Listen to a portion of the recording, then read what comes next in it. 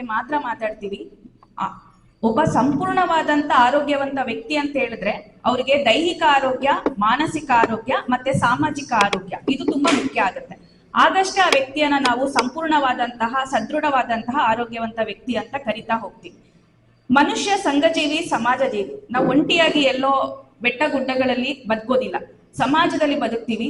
ಸಮಾಜದಲ್ಲಿ ಬದುಕುವಾಗ ನೆರೆಹೊರೆ, ಕುಟುಂಬ, ಶಾಲೆ, ಬಸ್ ಸ್ಟ್ಯಾಂಡು, ನಾಗರಿಕತೆ ಈ ತರ ಬೇರೆ ಬೇರೆ ವಿಚಾರಗಳು ಬರ್ತಾ ಹೋಗುತ್ತೆ. ಇಲ್ಲೆಲ್ಲ ನಾವು ಹೇಗಿರ್ತೀವಿ, ಹೇಗಿರ್ಬೇಕು ಅನ್ನೋ ಒಂದು ಸಂವೇದನೆ, ಹೇಗಿರ್ಬಾರ್ದು ಅನ್ನೋ ಸಂವೇದನೆ, ಇದೆಲ್ಲ ಸಾಮಾಜಿಕ ಆರೋಗ್ಯವನ್ನು ಒಳಗೊಂಡ್ರೆ ನಮ್ಮ ದೇಹಕ್ಕೆ ಸಂಬಂಧಪಟ್ಟಂತ ನೋವುಗಳು, ದೇಹದ ಕಾಯಿಲೆಗಳು ದೈಹಿಕ ಆರೋಗ್ಯವನ್ನ ಸೂಚಿಸುತ್ತೆ.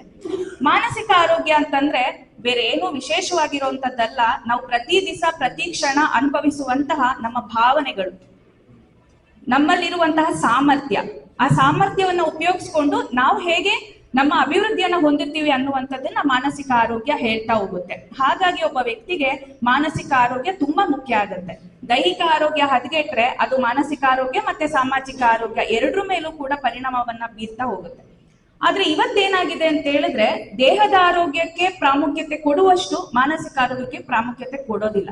ಕಾರಣ ಏನು ಅಂತ ಹೇಳಿದ್ರೆ, ನಾನು ಸೈಕಿಯಾಟ್ರಿಕ್ ಸೋಷಿಯಲ್ ವರ್ಕರ್ ಆಗಿ ಜಿಲ್ಲಾ ಮಾನಸಿಕ ಆರೋಗ್ಯ ಕಾರ್ಯಕ್ರಮದಲ್ಲಿ ಕೆಲಸ ಮಾಡ್ತಾ ಇದ್ದೀನಿ. ಆಸ್ ಎ ಪ್ರೊಫೆಷನಲ್ ಆಗಿ ನಾನ್ ನೋಡುವಂತದ್ದು ಏನು ಅಂತ ಹೇಳಿದ್ರೆ, ನಮ್ಮ ಹತ್ರ ಮಾನಸಿಕ ಕಾಯಿಲೆ ಅಥವಾ ಮಾನಸಿಕ ಕಾಯಿಲೆಯ ಲಕ್ಷಣಗಳನ್ನ ಇಟ್ಕೊಂಡು ಬರುವಂತಹ ವ್ಯಕ್ತಿ ನಮ್ಮ ಹತ್ರ ಬರೋದಕ್ ಮುಂಚೆ ಸುಮಾರು ತಿಂಗಳುಗಳ ಕಾಲ, ಸುಮಾರು ವರ್ಷಗಳ ಕಾಲ ಆ ನೋವಲ್ಲೇ ಬಳಲ್ತಿರ್ತಾರೆ. ಇಷ್ಟ ದಿವಸ ಏನ್ ಮಾಡ್ತಿದ್ರಿ, ಯಾಕೆ ಆಸ್ಪತ್ರೆಗೆ ಬರ್ಲಿಲ್ಲ, ಯಾಕೆ ನಮ್ಮ ಹತ್ರ ಬರ್ಲಿಲ್ಲ ಅಂತ ಕೇಳಿದ್ರೆ ಅವ್ರು ಹೇಳ್ತಾರೆ, ದೇವಸ್ಥಾನಕ್ಕೆ ಹೋಗಿದ್ವಿ, ಯಂತ್ರ ಕಟ್ಸ್ಕೊಂಡಿದ್ವಿ, ಬಳೆ ಹಾಕ್ಸ್ಕೊಂಡಿದ್ವಿ, ಅಥವಾ ಏನೋ ದೆವ್ವ ಮೆಟ್ಕೊಂಡಿತ್ತು ಅಂತ ದೆವ್ವ ಬಿಡಿಸೋ ಕಾರ್ಯಕ್ರಮಗಳನ್ನ ಮಾಡ್ತಾ ಇದ್ವಿ. ಯಾರೋ ಏನೋ ಹೇಳಿದ್ರು, ಬೇರೆ ಬೇರೆ ರಾಜ್ಯಗಳಲ್ಲಿ ಇರುವಂತಹ ಮಸೀದಿ, ದರ್ಗಾ, ಚರ್ಚು ಈ ತರದ್ದೆಲ್ಲ ಓಡಾಡ್ತಾ ಇದ್ವಿ.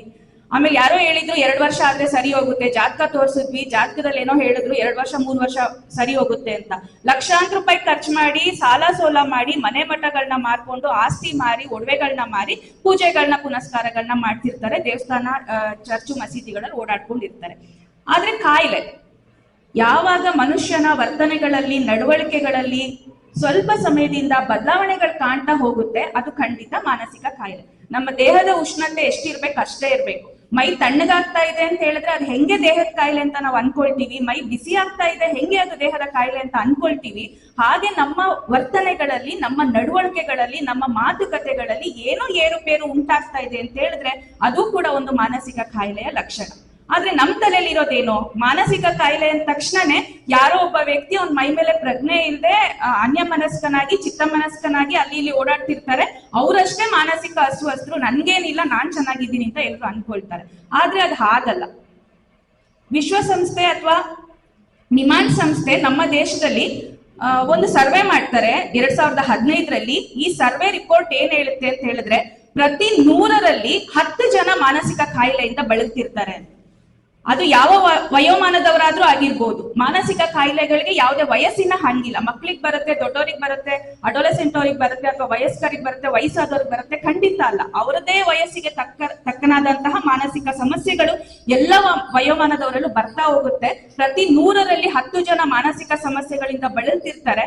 ಮತ್ತೆ ಒಬ್ಬ ವ್ಯಕ್ತಿ ಹುಟ್ಟದಾಗಿಂದ ಸಾಯೋದ್ರೊಳಗೆ ಒಂದಲ್ಲ ಒಂದು ಮಾನಸಿಕ ಕಾಯಿಲೆಗೆ ತುತ್ತಾಗ್ತಾನೆ ಅನ್ನುವಂತಹ ಒಂದು ಅಂಕಿಅಂಶವನ್ನ ನಮ್ಮ ದೇಶದಲ್ಲಿ ಇರುವಂತಹ ವರದಿ ಪ್ರಕಾರ ನಾವು ಕಂಡುಕೊಳ್ತಾ ಹೋಗ್ತೀವಿ.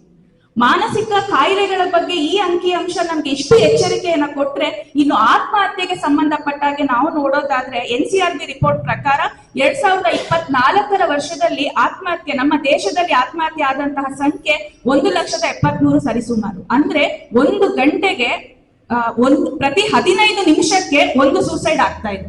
ಒಂದು ಗಂಟೆಗೆ 4ರಿಂದ 5 ಸೂಸೈಡ್ಗಳು ನಮ್ಮ ದೇಶದಲ್ಲಿ ಆಗ್ತಿದೆ ಅಂತ ಹೇಳಿದ್ರೆ ಇದು ರೆಕಾರ್ಡೆಡ್ ಸೂಸೈಡ್. ಅಂದ್ರೆ ನಮ್ಮ ದೇಶದಲ್ಲಿ ಸೂಸೈಡ್ ಆದ್ರೆ ಅದು ಪೊಲೀಸ್ ಸ್ಟೇಷನ್ಗೆ ಬಂದು ಕಂಪ್ಲೇಂಟ್ ಆಗಿ ರೆಕಾರ್ಡ್ ಆಗುವಂತಹ ಪದ್ಧತಿ ಕಡಿಮೆ ಇದೆ. ರೆಕಾರ್ಡ್ ಆಗಿರುವಂತಹ ಸೂಸೈಡ್ ಬಗ್ಗೆ ನಮ್ಮ ವರದಿಗಳು ಮಾತಾಡ್ತಿರುವಂತದ್ದು. ಇದೆಲ್ಲವನ್ನ ನೋಡುವಾಗ ನಮ್ಗೆ ಅನ್ಸುತ್ತೆ ಎಲ್ಲೋ ನಮ್ಮ ಸಮಾಜ ಮಾನಸಿಕವಾಗಿ ಹೋಗ್ತಾ ಇದೆ. ನಾವು ಇನ್ಫಾರ್ಮೇಶನ್ ಟೆಕ್ನಾಲಜಿ ಬಗ್ಗೆ ಮಾತಾಡ್ತೀವಿ, IT-BT ಬಗ್ಗೆ ಮಾತಾಡ್ತೀವಿ, ಚಂದ್ರಲೋಕದ ಬಗ್ಗೆ ಮಾತಾಡ್ತೀವಿ, ರಾಕೆಟ್ ಉಡಾವಣೆ ಬಗ್ಗೆ ಮಾತಾಡ್ತೀವಿ, ಟೆಕ್ನಾಲಜಿ ಬಗ್ಗೆ ಮಾತಾಡ್ತಿದೀವಿ. ಆದ್ರೆ ನಮ್ಮ ಮನಸ್ಸುಗಳ ಬಗ್ಗೆ ನಾವು ಮಾತಾಡ್ಕೊಳ್ತಿಲ್ಲ, ನಮ್ಮನ್ನ ನಾವು ನೋಡ್ಕೊಳ್ತಾ ಇಲ್ಲ. ಇದು ಎಲ್ಲರ ಜವಾಬ್ದಾರಿ ಆಗ್ಬೇಕು. ಬರೀ ಪ್ರೊಫೆಷನಲ್ಸ್ ಮಾನಸಿಕ ಬಗ್ಗೆ ಓದ್ಕೊಂಡಿದ್ದಾರೆ, ಸೈಕಿಯಾಟ್ರಿ ಬಗ್ಗೆ ಓದ್ಕೊಂಡಿದ್ದಾರೆ, ಅವ್ರದಷ್ಟೇ ಇದು ಜವಾಬ್ದಾರಿ ಅಂತಲ್ಲ. ಎಲ್ಲ ಜನಸಾಮಾನ್ಯರಲ್ಲೂ ಕೂಡ ಮಾನಸಿಕ ಕಾಯಿಲೆಗಳ ಬಗ್ಗೆ, ಮಾನಸಿಕ ಆರೋಗ್ಯದ ಬಗ್ಗೆ ಅರಿವು ಬಂದಾಗ ಮಾತ್ರನೇ ಅವರು ಚೆನ್ನಾಗಿರಕ್ ಸಾಧ್ಯ. ಅವರ ಸುತ್ತಮುತ್ತಲಿನವರ ಜೊತೆ ಅವರ ಸಂಬಂಧವನ್ನ, ಹೊಂದಾಣಿಕೆಯನ್ನ ಚೆನ್ನಾಗಿ ಮಾಡಿಕೊಂಡು ಒಂದು ಸ್ವಾಸ್ಥ್ಯ ಸಮಾಜದ ನಿರ್ಮಾಣ ಮಾಡ್ಲಿಕ್ಕೆ ಸಾಧ್ಯ. ಹಾಗಾಗಿ ಮಾನಸಿಕ ಆರೋಗ್ಯಕ್ಕೆ ಸಂಬಂಧಪಟ್ಟಾಗೆ ಎಲ್ಲರೂ ತಿಳ್ಕೊಳ್ಬೇಕು, ಜನಸಾಮಾನ್ಯರು ತಿಳ್ಕೊಳ್ಬೇಕು. ಓದಕ್ಕೆ ಬರೆಯಕ್ಕೆ ಬರೋರು ಬರ್ದೇ ಇರೋರು ಹೇಗ್ ತಿಳ್ಕೊಬೇಕು ಅಂತ ಹೇಳಿದ್ರೆ ಅದು ಬರಹಗಳ ಮುಖಾಂತರ, ಮಾತುಕತೆಗಳ ಮುಖಾಂತರ, ಮತ್ತೆ ಓದುವುದರ ಮುಖಾಂತರ.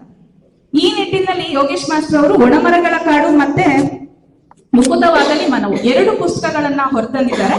ಇದರಲ್ಲಿ ನಾನು ಮೊದಲನೇದಾಗಿ ಒಣಮರಗಳ ಕಾಡು ಇದ್ರ ಬಗ್ಗೆ ಮಾತಾಡ್ತಾ ಹೋಗ್ತೀನಿ. ಒಣಮರಗಳ ಕಾಡು ಹುಚ್ಚು ಮನಸ್ಸಿನ 1000 ಮುಖಗಳು ಅನ್ನುವಂತಹ ಒಂದು ಕೊಟೇಶನ್ ಕೊಟ್ಟಿದ್ದಾರೆ. ಒಣಮರಗಳ ಕಾಡು ಹೆಸರೇ ಸೂಚಿಸುವಂತೆ ನಮ್ಮ ಮನಸ್ಸು ಕೂಡ ಒಣಗುತ್ತೆ ಅವಾಗ. ಅದಕ್ಕೆ ಸರಿಯಾದಂತಹ ಚಿಕಿತ್ಸೆ, ಮಾರ್ಗದರ್ಶನ, ಸಮಾಲೋಚನೆ ಕೊಟ್ರೆ ಖಂಡಿತ ಅದು ಚಿಗುರುತ್ತೆ. ಈ ನಿಟ್ಟಿನಲ್ಲಿ ಈ ಹೆಸರಿಟ್ಟಿದ್ದಾರೆ ಅಂತ ನಾನು ಭಾವಿಸ್ತೀನಿ. ಒಣಮರಗಳ ಕಾಡಿನಲ್ಲಿ ನಾವು ಭಾವನೆಗಳು ಅಂತ ಮಾತಾಡುವಾಗ ನಾವು ಭಾವನೆಗಳನ್ನ 2 ವಿಧದಲ್ಲಿ ವಿಂಗಡಿಸ್ತಾ ಹೋಗ್ತೀವಿ.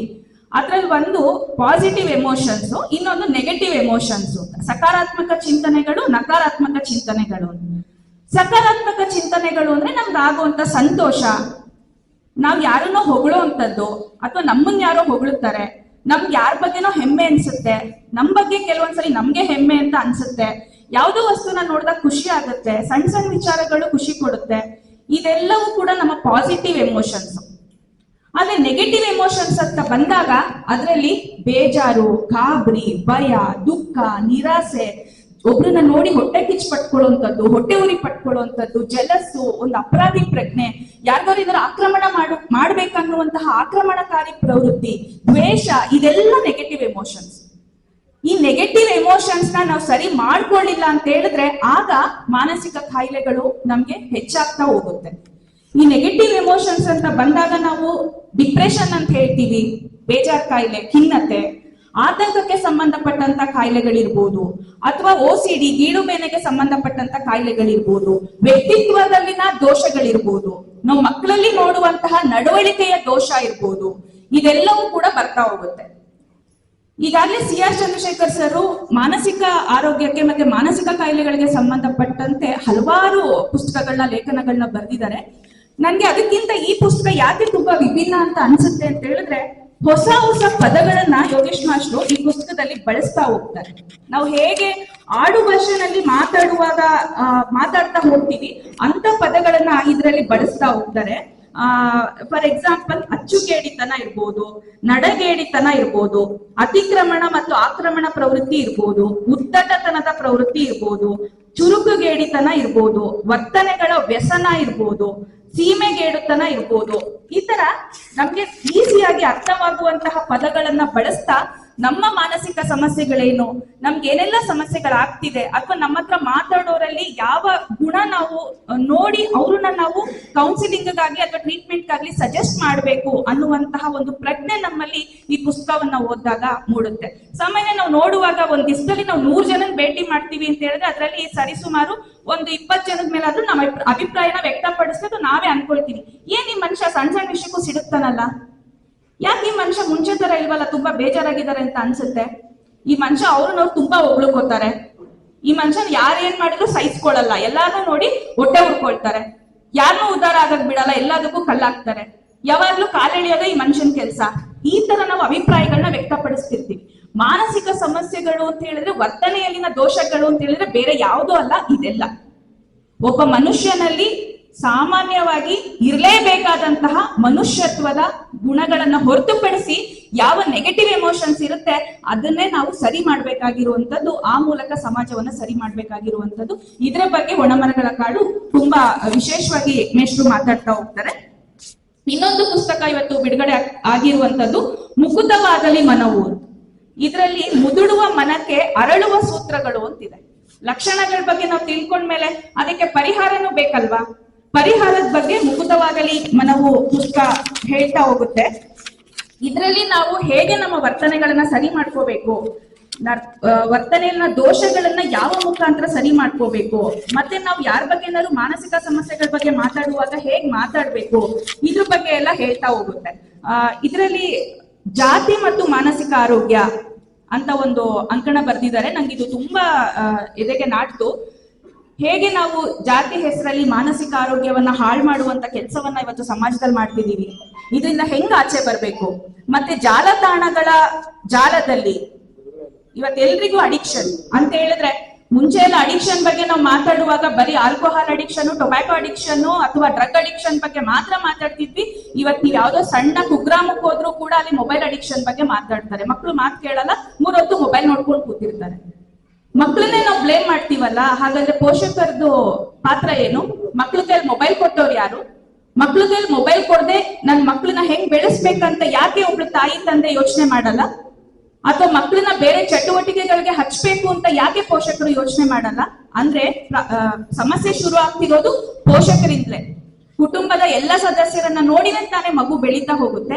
ಹಾಗಾಗಿ ಹೇಗೆ ಜಾಲತಾಣಗಳ ಜಾಲದಲ್ಲಿ ನಾವು ಸಿಕ್ಕಾಕೊಳ್ತೀವಿ, ಅದರಿಂದ ಹೇಗೆ ಆಚೆ ಬರ್ಬೇಕು ಅನ್ನೋ ವಿಚಾರಗಳಿರ್ಬೋದು. ಅಥವಾ ನಮ್ಮೊಳಗೆ ನಾವು ಹೇಗೆ ಏನಾದ್ರೂ ಕೆಲಸ ಮಾಡೋದಕ್ಕೆ ಮನ್ಸಿಲ್ದೇ ಇದ್ದಾಗ ಪ್ರೇರೇಪಣೆಯನ್ನ ಪಡ್ಕೊಳ್ಬೇಕು, ಹೇಗೆ ಶಕ್ತಿಯನ್ನ ತಂದ್ಕೊಳ್ಬೇಕು ಅನ್ನುವಂಥದ್ದು. ಅಥವಾ ನಮ್ಮ ಆತ್ಮಾವಲೋಕನವನ್ನ ನಾವು ಹೇಗ್ ಮಾಡ್ಕೋಬೇಕು ಅನ್ನುವಂಥದ್ದು, ಹೇಗೆ ಜಾಗೃತಿ ಆಗ್ಬೇಕು ನಾವು ಮಾನಸಿಕವಾಗಿ ಅನ್ನುವಂಥದ್ದು, ಎಲ್ಲ ವಿಚಾರಗಳ ಬಗ್ಗೆ ಮುಖುತವಾಗಲಿ ಮನವು ತುಂಬಾ ಸೂಕ್ತವಾದ ಪದಗಳನ್ನ ಸಾಮಾನ್ಯರಿಗೂ ಅರ್ಥವಾಗುವ ಭಾಷೆಯಲ್ಲಿ ಅವರು ಬರಿತಾ ಹೋಗ್ತಾರೆ. ಹಾಗಾಗಿ 2 ಪುಸ್ತಕಗಳು ಕೂಡ ಮಾನಸಿಕ ಆರೋಗ್ಯ ಕ್ಷೇತ್ರಕ್ಕೆ ಒಂದು ವಿಶೇಷವಾದ ಕೊಡುಗೆ ಅಂತ ನಾನು ಭಾವಿಸ್ತಾ ಹೋಗ್ತೀನಿ.